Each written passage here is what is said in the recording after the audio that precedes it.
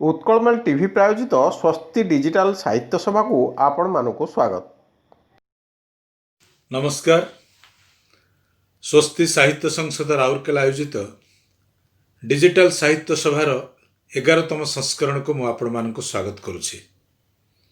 आज सभार सभापति महेंद्र कुमार पट्टनायक, आजिर विशिष्ट आलोचक प्रोफेसर परशुराम पंडा, आजिर निमंत्रित कवि डॉक्टर कृपा सिंधु नायक राउरकेला, डॉक्टर श्रीहरि धल जाजपुर, डॉक्टर गौतम जेना जारका धर्मशाला, मनोज कुमार महांती भुवनेश्वर, मुकुल मिश्र बलांगीर, शुभश्री शुभस्मिता मिश्र भुवनेश्वर, किशोरी मोहन कर राउरकेला एवं आजिर गाल्पिक विक्रम आचार्य राउरकेला, समस्त लेखक लेखिका एवं ए कार्यक्रम को देखुथिबा समस्त दर्शक मंडली को श्रोता मंडली को मु स्वागत करुछि, अभिनंदन जणाउछि।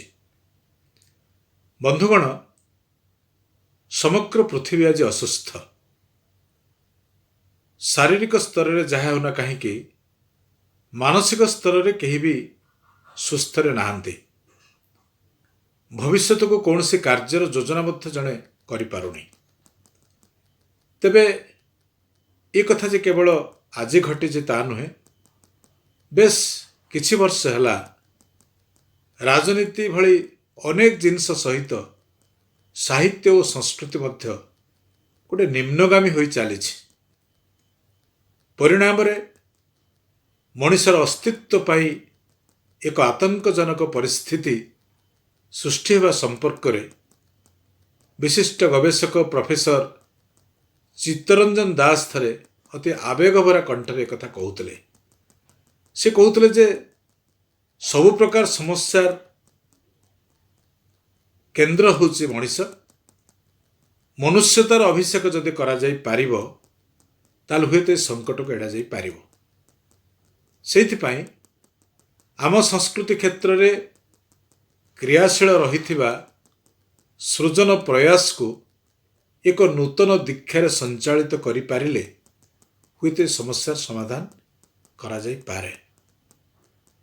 समस्त सर्जन स्रष्टा मानकर सम्मिलित प्रचेष्टार जगत और जीवन सम्मुख रे जो आह्वान रूपे उपस्थित होईछि ताको एड़ाइबा पई हेले, से संकट रक्षा पाइबा हेले गोटे सृजनानुरागी परिवेश निर्माण करने को पड़िबो।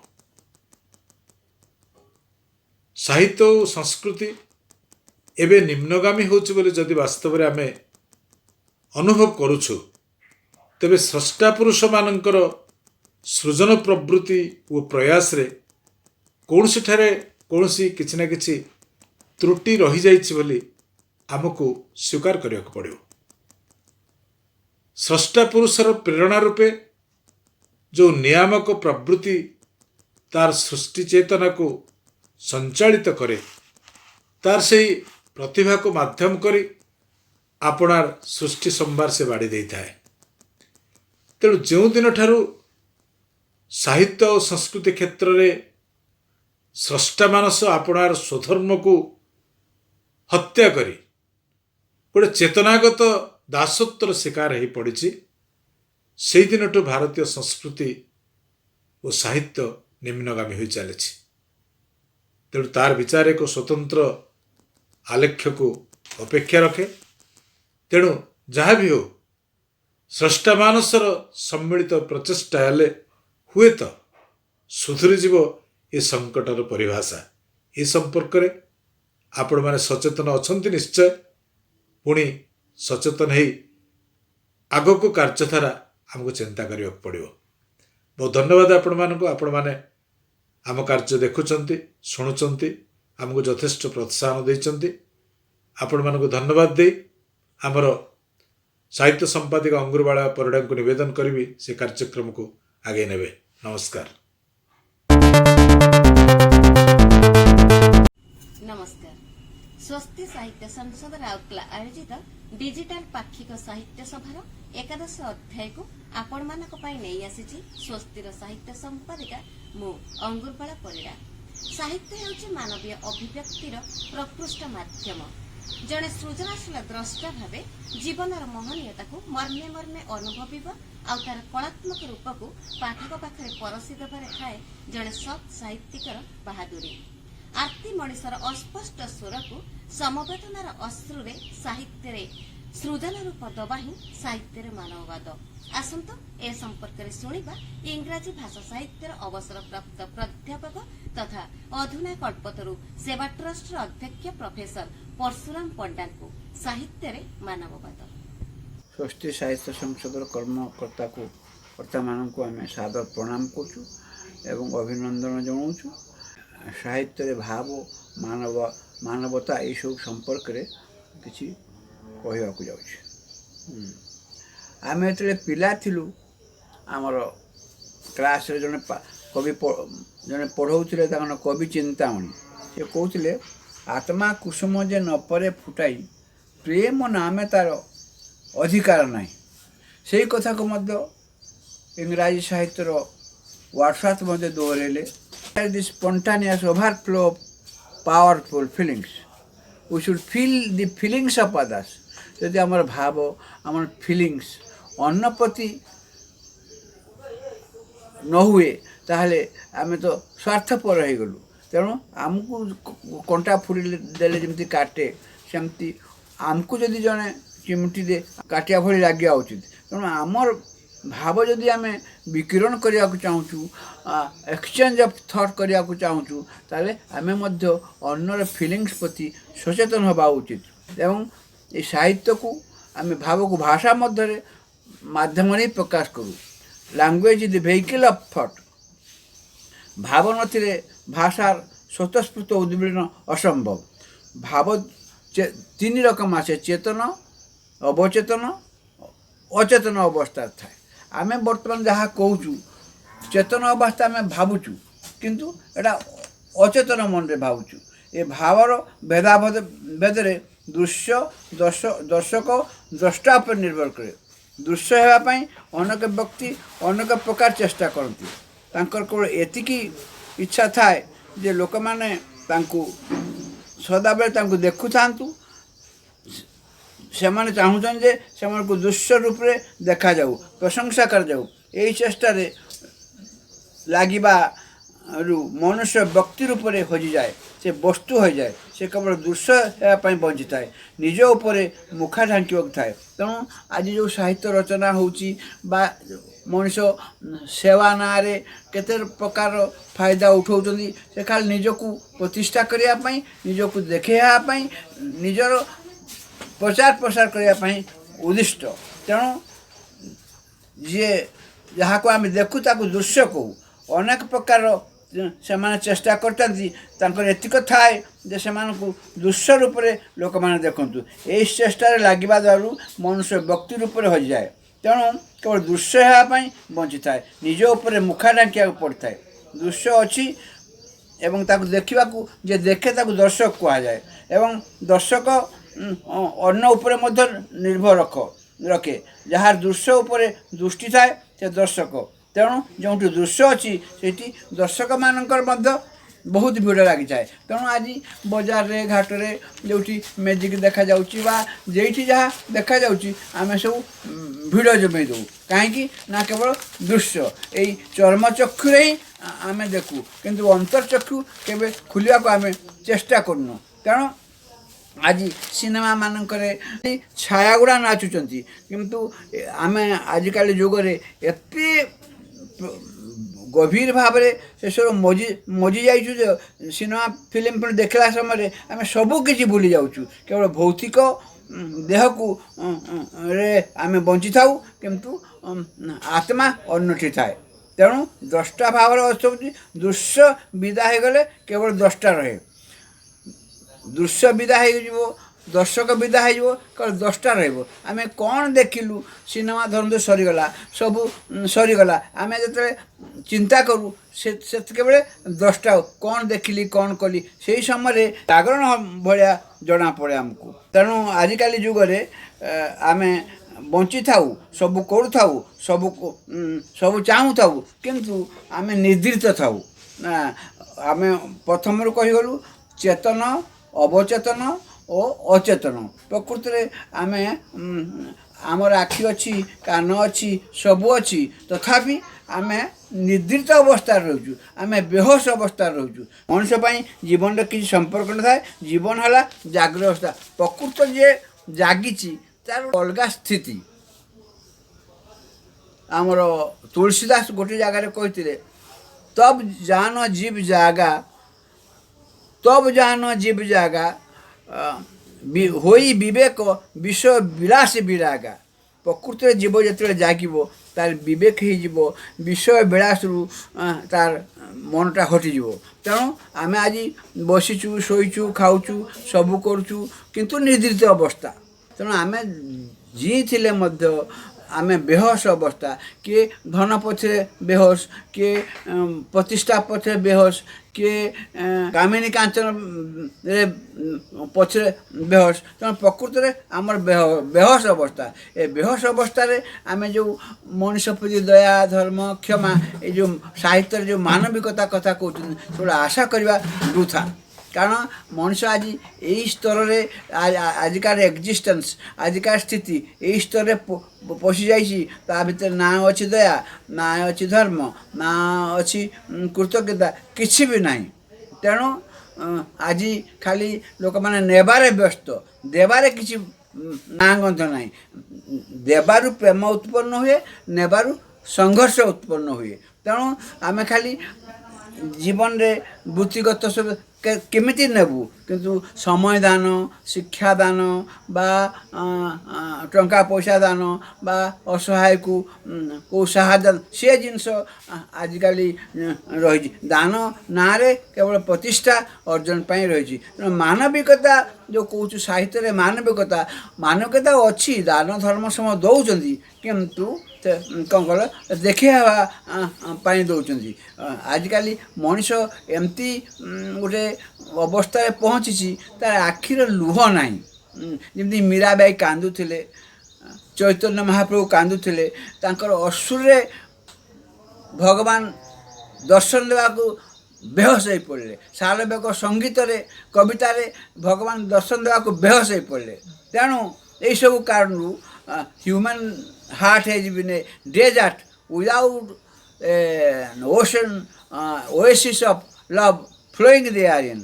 ତେଣୁ ଏଇସବୁ ଦୃଷ୍ଟିରୁ ସାହିତ୍ୟ ଗୋଟେ ଏମିତି ଜିନିଷ ସମାଜର ହିତ, ଯେ ସମାଜର ହିତ ପାଇଁ ଲେଖେ ବା କବିତା ଲେଖେ ବା ଯାହା ବି ସେ ଲେଖେ ସମାଜର ହିତ ପାଇଁ। ସମାଜର ହିତ ମାନେ ଯିଏ ସମାଜ ପ୍ରକୃତ ସ୍ୱେଚ୍ଛାସେବକ ସେ ସମାଜ ହିତ ମାଧ୍ୟମରେ ନିଜର ମଧ୍ୟ କଲ୍ୟାଣ କରେ।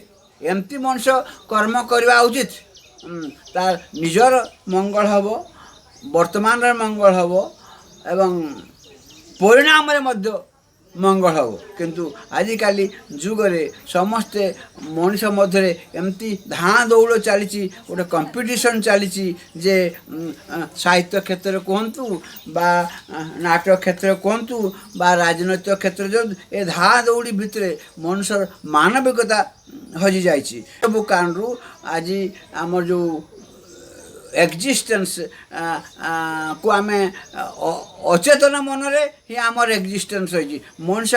ମଣିଷ ଅବସ୍ଥାରେ ନାହିଁ। ଆମେ ଯେଉଁ ଜିନିଷ ଧରୁ ଯିଏ ଜଣେ ଆମକୁ ଗାଳି ଦେଲା ବା ପିଟିଲା ଆମେ ସାଙ୍ଗେ ସାଙ୍ଗେ ରିଆକ୍ଟ କରିଯାଉଛୁ। ତାର ଅର୍ଥ ରିଆକ୍ଟ କରିବା ଅର୍ଥ ଅବଚେତନ ମାନେ ରିଆକ୍ଟ କରୁଛୁ। ପ୍ରକୃତରେ ଯିଏ ଜୀବ ଜାଗିଛି, ପ୍ରକୃତରେ ଯାହା ଜୀବ ଚେତନ ଅବସ୍ଥାରେ ଅଛି ସେ କେବେ ପ୍ରତିକ୍ରିୟା ପ୍ରକାଶ କରିବନି। ସେ ସିଚୁଏସନ୍କୁ ରେସ୍ପଣ୍ଡ କରିବ, ଫେସ୍ କରିବ। କିନ୍ତୁ ଯିଏ ଅବଚେତନ ମଧ୍ୟରେ ଅଛି, ନିଦ୍ରିତ ଅବସ୍ଥାରେ ଅଛି, ସେ ସବୁବେଳେ ପ୍ରତିକ୍ରିୟା କରିବ। ଆଜିକାଲି ଯୁଗରେ କେବଳ ଗୋଟିଏ କ'ଣ ଜିନିଷ ଘଟିଗଲା ତାର ଆଲୋଚନା ସମାଲୋଚନା ପ୍ରତିକ୍ରିୟା ହଜାର ଆକାରରେ ନ୍ୟୁଜ୍ ପେପରରେ ବା ଇଏ ସବୁ ବାହାରୁଛି। କାରଣ ଆମର ଧୈର୍ଯ୍ୟ କମ୍। ଆମ ଏ ଯେଉଁ ମାନବିକତା ଜିନିଷ ଧୈର୍ଯ୍ୟ, ସହିଷ୍ଣୁତା, କ୍ଷମାଶୀଳତା, ସଦାଚାର, आचार संहिता एगुड़ा सब कौन कहले आम भितर आस्ते आस्ते धीरे धीरे लोप पाई जाउची। आज कवि कवि लेखक माने जहाँ लेखुचंती लोक मानकर पढ़िबार समय नाही एवं युवपीढ़ी आजिकल हास्य रचना बा व्यंग रचना बा टेलीविजन रे फेसबुक रे जा से बेसी आग्रही। तेणु आज समय आसी साहित्यिक कवि बा लेखक मानक पई मनुष्यर अंतर्चेतना को छुईला भली अंतरतम प्रदेश रे अंतर्चेतना को छुईला भली एपर लेखिया उचित जहाँ आमर साहित्य माध्यम रे गोटे युगर मध्य परिवर्तन हो पारिबो। बस डाक्टर कृपासिंधु नायक जहाँ को पाई साहित्य जगत एक ऑपरेशन थिएटर सतैव रुग्ण पृथ्वी को आउ टिके सुस्थ आउ टिके सुंदर करबा पई तांकर लेखनी समर्पित। भंगा समयर चौकाट उपरे बसी नीरवतार शब्दर तैयारी करती कागज घरर काव्य समाजर अव्यवस्था और अवहेला रे प्रपीड़ित हृदय जोठी थिला से सबको नहीं झुलई दियंती से बाया चढ़ाईर बसा परी गछ डाଳରେ देखणा हारी आनंद पाती से बसा सबको देखी। बाया चढ़ईर बसा गोटे दीर्घ सीरीज प्रमुख ओडिया पत्र पत्रिकार श्रीमंडन करी आसीछि एजाबत। तांकर संकलन सबु बंगला हिंदी आउ इंग्राजी रे भी अनुदित। खाली कविता कहीं मंच और बेतार नाटक रे भी गोटे परिचित अछि तांकर। एबे आसंतु सुनिबा डाक्टर नायकंकर से बहुचर्चित बाया चढ़ईर सीरीज रु गोटे अध्याय। डॉक्टर कृपासिंधु नायक। नमस्कार, मु डॉक्टर कृपासिंधु नायक। कविता बाया चढ़ईर दुख एक। सचराचरर दुख आतजात दीप तल अंधार रे सिजुबन लुचि थाए कुड़ी घेर रे जीवन भल लागे बोली तो निरापत्ता बलय रे ताकू काल काल निरापद रखिबाकू इच्छा हुए धरी रखिबाकू सूर्योदय काकर बिंदुरे तथापि जीवन बीते केते मते लुहरे झाड़े खाली पेटे रास्ता कड़े शीतुआ राति रे कहार बा शीतताप नियंत्रित बखरारे बसंतर विभोर बुकुरे सृष्टिर कोरकित कमल रे बटपत्र प्राय बा प्रलयर भौरी भितरे बाया चढ़ई जानिची दुख तो चहला पानी रे निज क्षताक्त छाईटिए बाया चढ़ई जानिची दुख तो चहला पानी रे निज क्षताक्त छाईटिए जहाँ न थाए तार दोहलुथिबा बसारे से तो शिहरित हेउथाए पंजरा भितरे काले सीए भूपतित होई काच कन्हेईटी परी भांगी जीव जहाँ आउ जोड़ी हेब नाही काच कन्हेईटी परी भांगी जीव जहाँ आउ जोड़ी हेब नाही। धन्यवाद, नमस्कार। सांप्रतिक ओडिया काव्य जगतर एक सुपरिचित स्वर डॉक्टर श्रीहरि धड़। 3-4 दशंधि धरी शब्दर चतुर व्यंजन प्रयोगरे पोखत कवि बुझाई दबार शोषठू पशु मनीष संवाद जाए एमिति बहु पाठकादृत काव्य ग्रंथर श्रद्धाशील उच्चारण असरंती आलापार मधुर मुहूर्त सबु महकित फूल परी बास्नायित होई उठांती तांका कवितारे। खाली ओडिया नुहे हिंदी रे अनुदित तांका शब्दों की तलाश में एक बहु पाठकादृत कविता ग्रंथ बुंदाए काकर बिंदुरे साराटा आकाश को धरिबार स्पृहा तांका भितर अछि। आसंतु सुनिबा तांकर गोटिए कविता केही जणे निजर साथी। कवि डॉक्टर श्रीहरि धड़। कवितार शीर्षक केही जणे निजर साथी। केही नथिला बेले से आसिला, केही नथिला बेले से आसिला, देह को लागी बसिला, देहर झालगंध निगिड़ा लुह निश्वासर उष्मता मापिला, लागिला खोब चिन्हा चिन्हा, लागिला खोब चिन्हा चिन्हा केही जणे निजर। उदास खरबलटाकू दलकाय फैनर पवन परी सांत्वना, ଉଦାସ ଖରାବେଳଟାକୁ ଦଲକାଏ ଫ୍ୟାନ୍ର ପବନ ପରି ସାନ୍ତ୍ୱନା ସାଉଁଳି ଦେଲା ମୁଣ୍ଡର ବାଳ, ଶୁଖଉଥିଲା ଝାଳ, ଝିଟିପିଟିର ନିଶ୍ଚୁପ ଆଖିରେ ପଢ଼ଉଥିଲା ଦରଦର ଭାଷା, ଝିଟିପିଟି ନିଶ୍ଚୁପ ଆଖିରେ ପଢ଼ଉଥିଲା ଦରଦର ଭାଷା। ମୋ କବିତା ଖାତାରେ ବହଳ ଧୂଳି, ମୋ କବିତା ଖାତାରେ ବହଳ ଧୂଳି, ଆଡ଼େଇ ଖୋଜିଲା ଗୋଟେ ଫର୍ଚ୍ଚା ଆକାଶ, ଆକାଶ ଭର୍ତ୍ତି ତାରାଫୁଟା ସଞ୍ଜ, ପୁଣି ଖୋଜିଲା ଦର୍ପଣ ଭିତରୁ ଗୋଟେ ନିରୀହ ମୁହଁ, ଯିଏ କାଲି ସିଲଟ ଦେହରେ ଗାର ପରି ଟାଣିଥିଲା ଢେର ସ୍ୱପ୍ନ, ଯିଏ କାଲି ସିଲଟ ଦେହରେ ଗାର ପରି ଟାଣିଥିଲା ଢେର ସ୍ୱପ୍ନ। ସେ ବୁଝିଥିଲା ମୋ ଛାତି ତଳେ ପଥର ଖଣ୍ଡେ ପରି ଅଭିଶାପ ମୁଣ୍ଡେଇ ପଡ଼ିଥିବା ନୀରବତା, ମୋ ଛାତି ତଳେ ପଥର ଖଣ୍ଡେ ପରି ଅଭିଶାପ ମୁଣ୍ଡେଇ ପଡ଼ିଥିବା ନୀରବତା, ମୋ ଛାତିରେ ଝାଞ୍ଜି ପବନ ପରି ପିଟି ହେଉଥିବା ଦୁଃଖ କଥା, ମୋ ଛାତିରେ ଝାଞ୍ଜି ପବନ ପରି ପିଟି ହେଉଥିବା ନୀରବତା। ଜେନା ଦୀର୍ଘ 4 ଦଶନ୍ଧିରୁ ଉର୍ଦ୍ଧ୍ୱ କାଳ ଧରି କବିତାର କଳାକୃତିରେ ନିଜକୁ ଆଙ୍କିବାର ଆଗ୍ରହ ନେଇ ଗାରେଇ ଚାଲିଛନ୍ତି ଅନେକ ପାଠକାଦୃତ କବିତା। ଭିଡ଼ ଭିତରୁ ମୁହଁ କାଢ଼ି ଗାଇଛନ୍ତି ଗୀତ। ମାଟିମନସ୍କ କବି ସେ ଯୁଦ୍ଧ ହେଉ କି ପ୍ରେମ, ମୃତ୍ୟୁ ହେଉ କି ଜନ୍ମ, ଜୀଇବାର ମନ୍ତ୍ର କାନେଇ କାନେଇ ଶିଖିଛନ୍ତି ମାଟିଠୁ। ସମୟ ବିଷାଦ ନଈଠୁ ପ୍ରିୟ ମାଟି ଯାଏ, ତାଙ୍କ ମାଟିମନସ୍କତାର ମୁଗ୍ଧ ଚିତ୍ର ସବୁ କବିତାକୁ କରିଛି ଅସାଧାରଣ। ଏକା ଏକା ଦିନ, ଗଙ୍ଗଶିଉଳି, ମାୟାମନସ୍କ, ପଞ୍ଚମ ଭାଗ, ବାହୁଡ଼ା ବେଳ, ଜୀବନ ବେଦ, ଦର୍ଶନ ଯୋଗ ଭଳି ବହୁ ଉଲ୍ଲେଖନୀୟ କାବ୍ୟକୃତିର କବି, ଭାଷା ସାହିତ୍ୟର ଅବସରପ୍ରାପ୍ତ ଅଧ୍ୟକ୍ଷ ପ୍ରଫେସର ଗୌତମ ଜେନାଙ୍କୁ ଆସନ୍ତୁ ଆଜି ଶୁଣିବା ସ୍ୱସ୍ତି ମଞ୍ଚରେ ତାଙ୍କର ଗୋଟିଏ କବିତା। କବି ଗୌତମ ଜେନା। ଆପଣମାନଙ୍କୁ ସ୍ୱାଗତ। କବିତାର ଶୀର୍ଷକ ଶେଷ କଥା ଆଶା। ଆଶା ଏକ ଉଡ଼ନ୍ତା ଚଢ଼େଇ, ଆଶା ଏକ ଉଡ଼ନ୍ତା ଚଢ଼େଇ, ସେ ଚଢ଼େଇର କଳରବ କି ଶେଷ ହୁଏ କେବେ? ସେ ଚଢ଼େଇର କଳରବ କି ଶେଷ ହୁଏ କେବେ? କେହି ବି ଅଟକାଇ ପାରନ୍ତିନି ସେ ଉଡ଼ନ୍ତା ପକ୍ଷର ଗତିକୁ, କେହି ବି ଅଟକାଇ ପାରନ୍ତିନି ସେ ଉଡ଼ନ୍ତା ପକ୍ଷର ଗତିକୁ।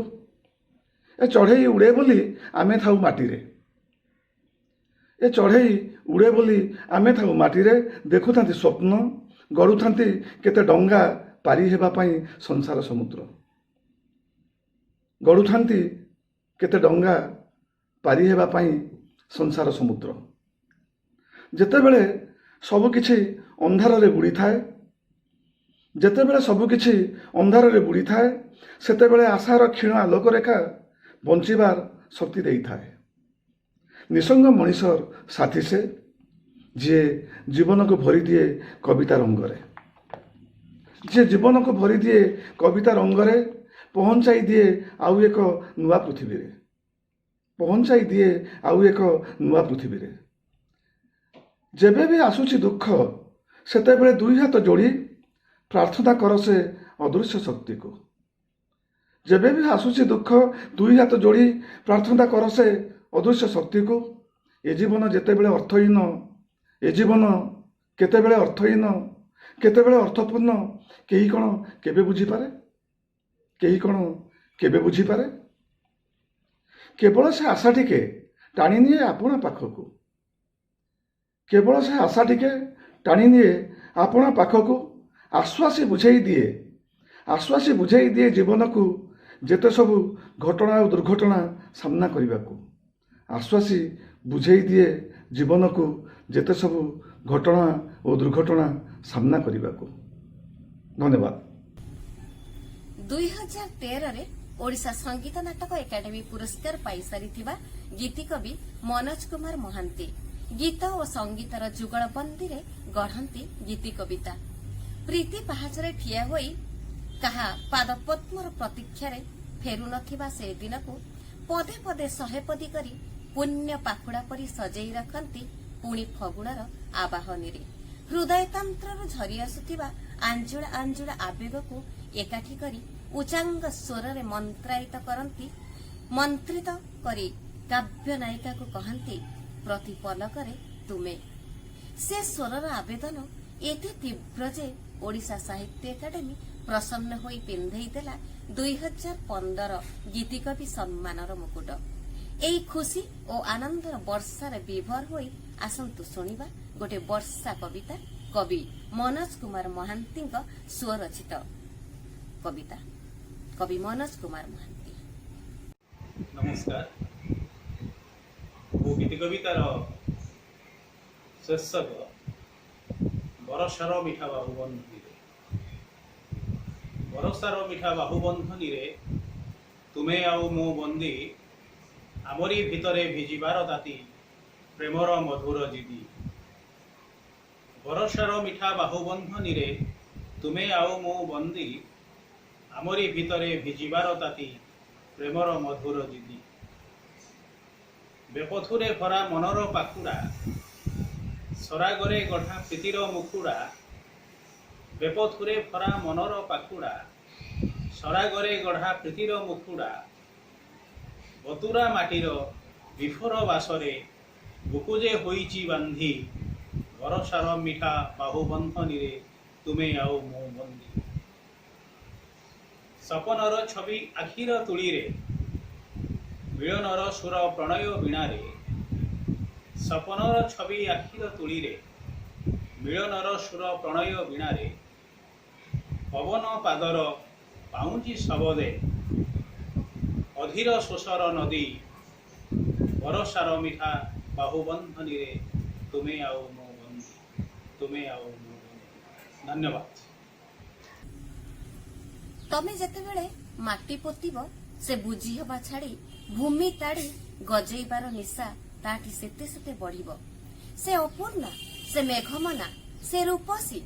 ଗୋଟିଏ ମାୟା ଲଗ୍ନରେ ଯିଏ ଛୁଇଁଥିଲା ତାକୁ ସିଏ ଆଉ କେହି ନୁହେଁ, ଏଯାଏ କବିତା ହେଇ ଗୁରେଇ ହେଇଛି ତା ଦେହରେ।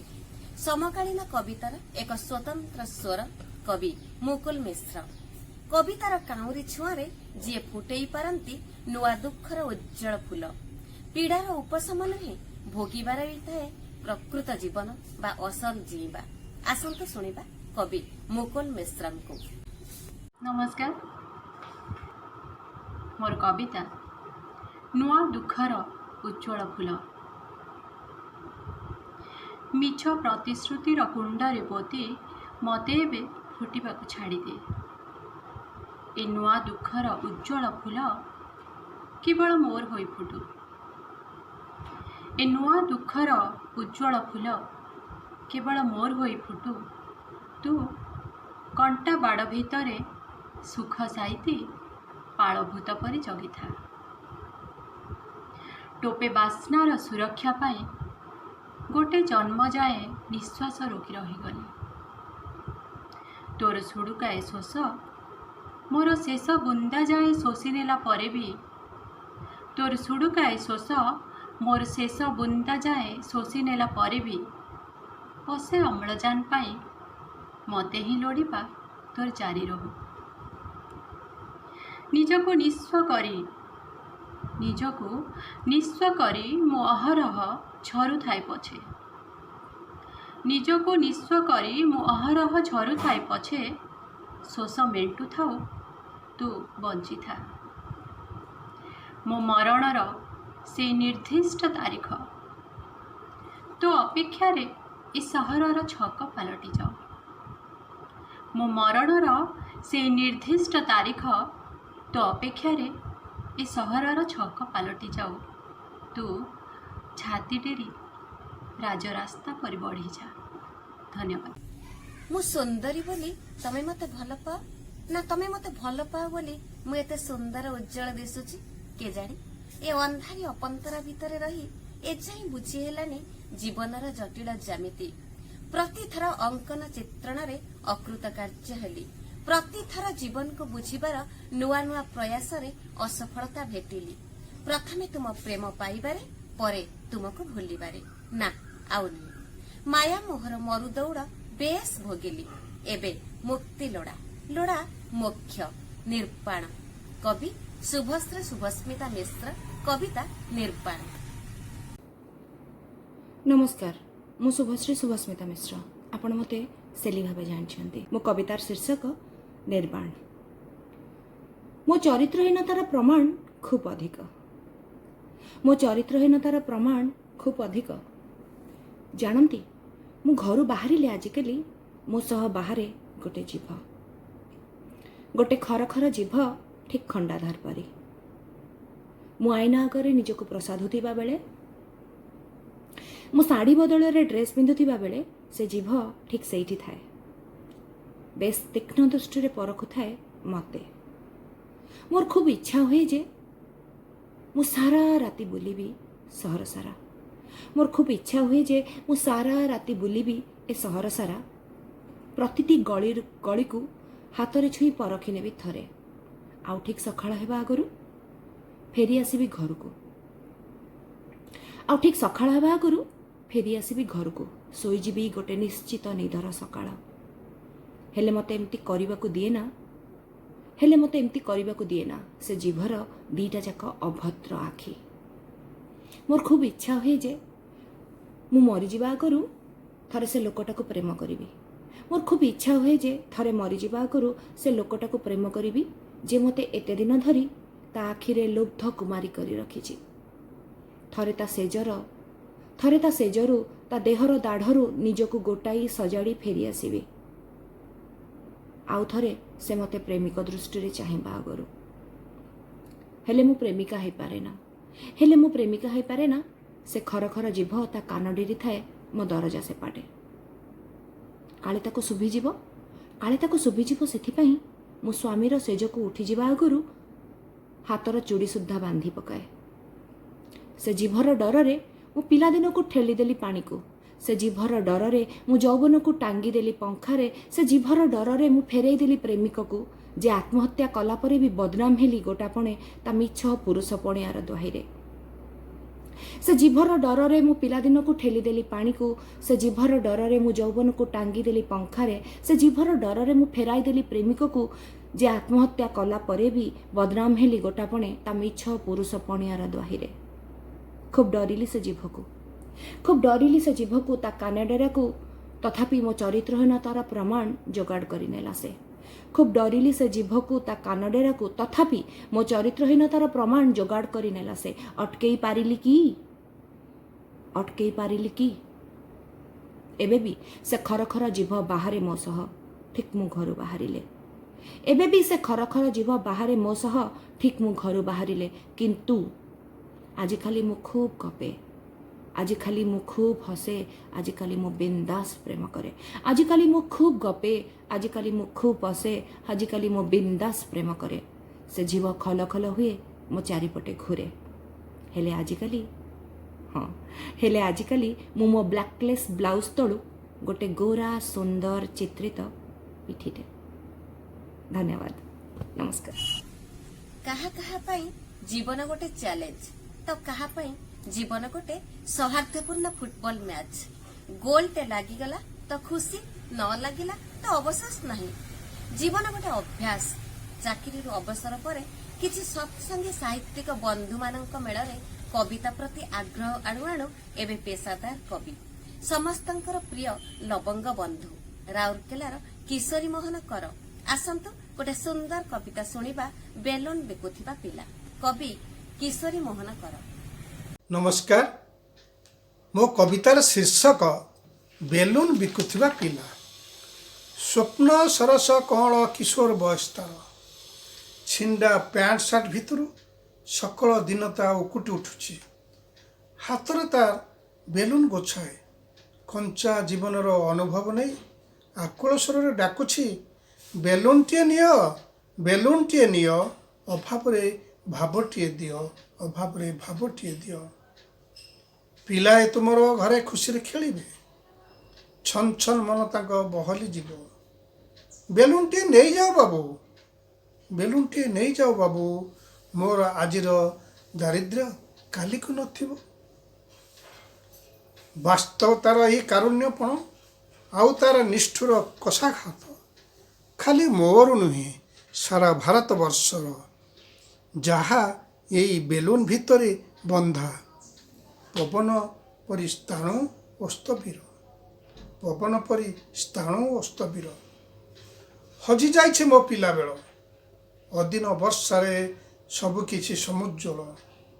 କରୁଣାର ଝରଝର ଝରଣା କରେ ମନ ଉଣା ଯାହା ଦେଲେ ବି ଚଳିବ ବେଲୁନ ହିଁ ମୋର ପ୍ରାଣ ଓ ପାଉଣା ବେଲୁନ ହିଁ ମୋର ପ୍ରାଣ ହିଁ ପାଉଣା। ନମସ୍କାର।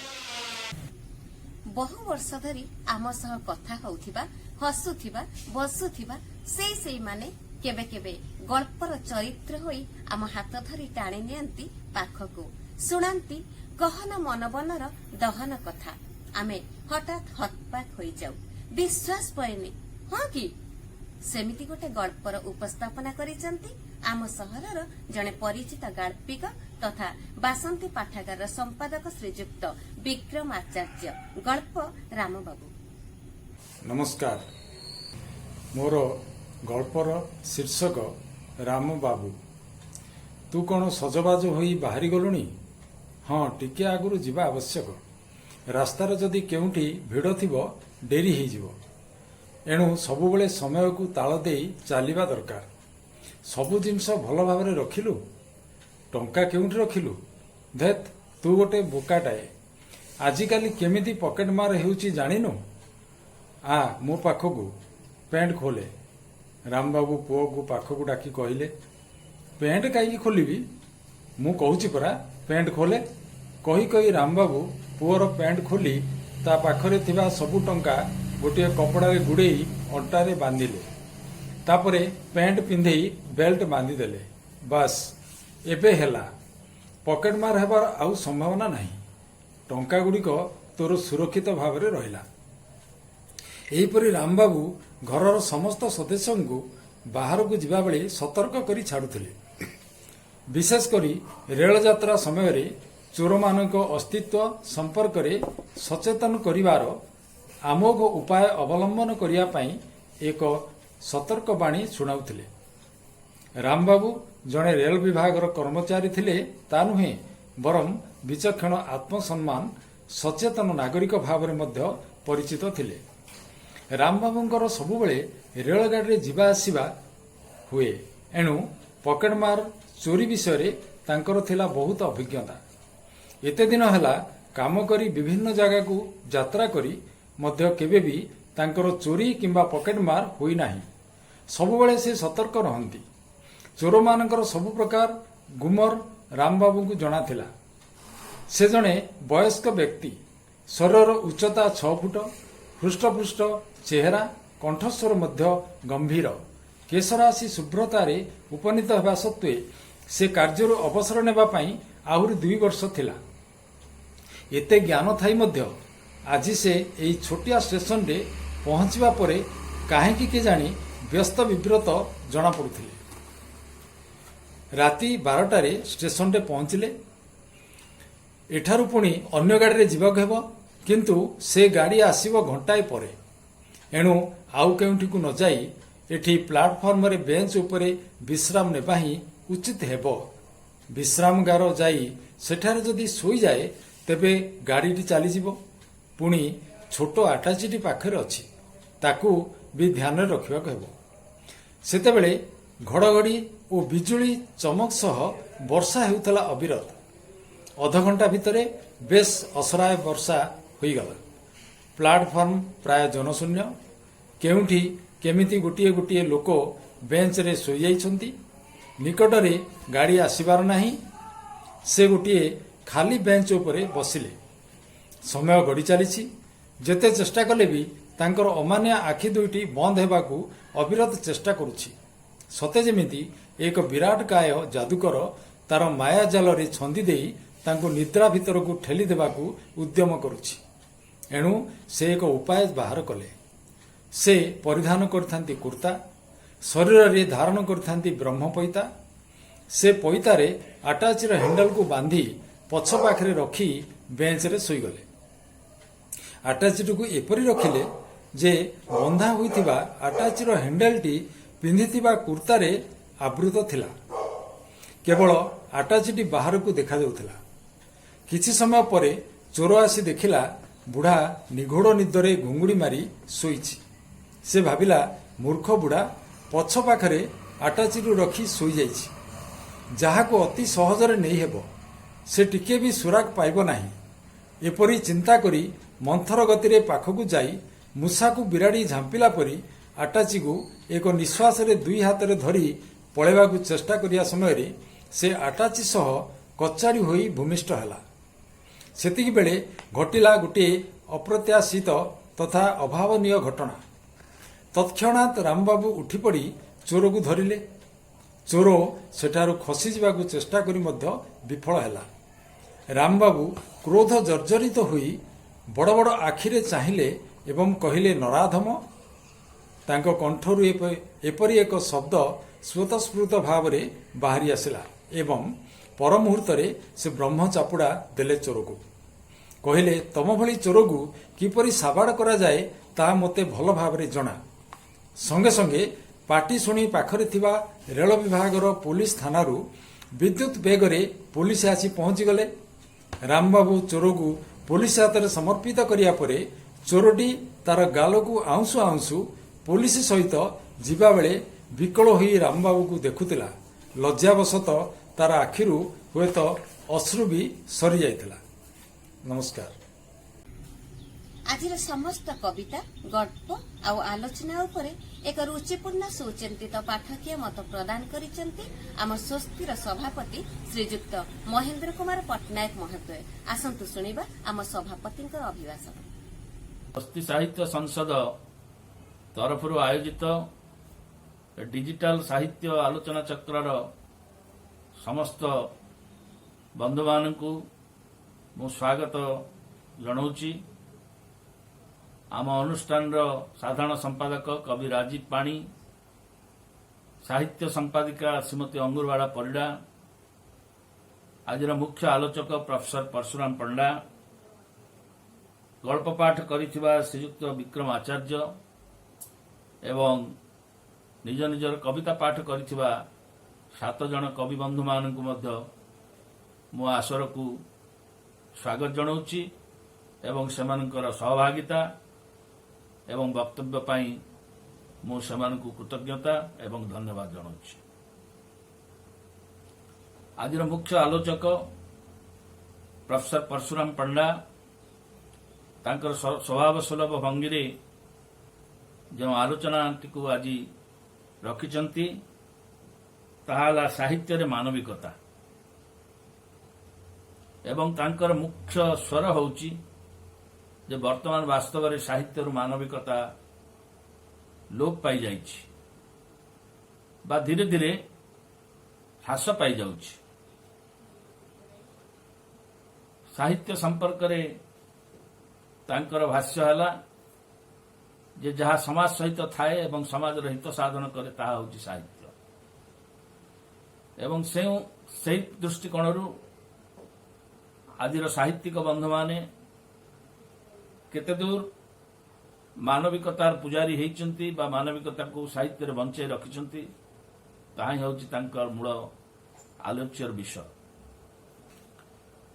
ଏବଂ ତାଙ୍କର କହିବା କଥା ଯେ ଆଜି ସମାଜ ଅବକ୍ଷୟମୁଖୀ ହୋଇଯାଇଛି ଏବଂ ଆଜିର ସମାଜରୁ ସମସ୍ତ ଐଶ୍ୱର୍ଯ୍ୟ ଗୁଣ, ଦୟା, କ୍ଷମା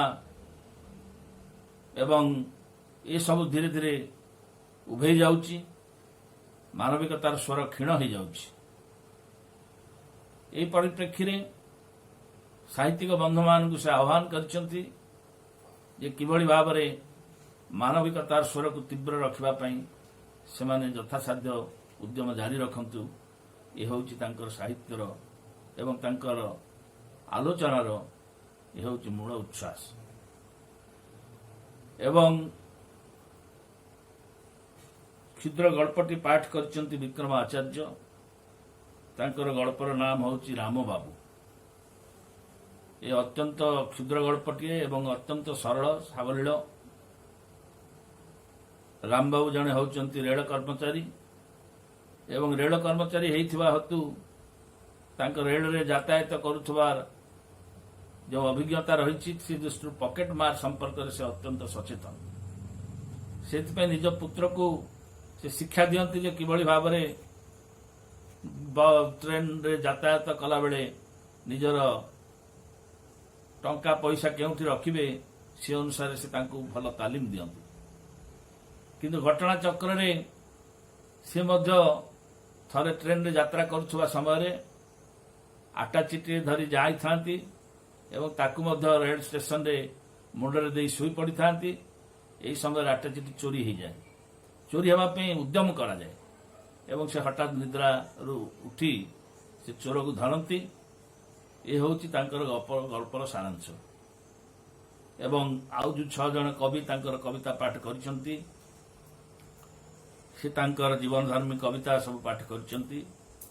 ଅତ୍ୟନ୍ତ ସୁନ୍ଦର କବିତା ହେଇଛି, ମନଛୁଆଁ କବିତା ହେଇଛି। ତେଣୁକରି ସମସ୍ତ କବିମାନଙ୍କୁ ମଧ୍ୟ ମୁଁ ମୋର ଧନ୍ୟବାଦ ଜଣାଉଛି। ଧନ୍ୟବାଦ। ଏଇଠି ଶେଷ କରୁଛୁ ସ୍ୱସ୍ତି ଡିଜିଟାଲ ପାକ୍ଷିକ ସଭାର 11 ଅଧ୍ୟାୟ। ଏହି ଅଧ୍ୟାୟରେ ଯେଉଁ ସୃଜନଶୀଳ ସ୍ରଷ୍ଟାମାନେ ତାଙ୍କର ସୃଜନ ଶିଳ୍ପକୁ ଆମ ସହ ବାଣ୍ଟିଲେ ସେମାନଙ୍କୁ ସ୍ୱସ୍ତି ପରିବାର ତରଫରୁ ହାର୍ଦ୍ଦିକ କୃତଜ୍ଞତା ଓ ଧନ୍ୟବାଦ। ନମସ୍କାର।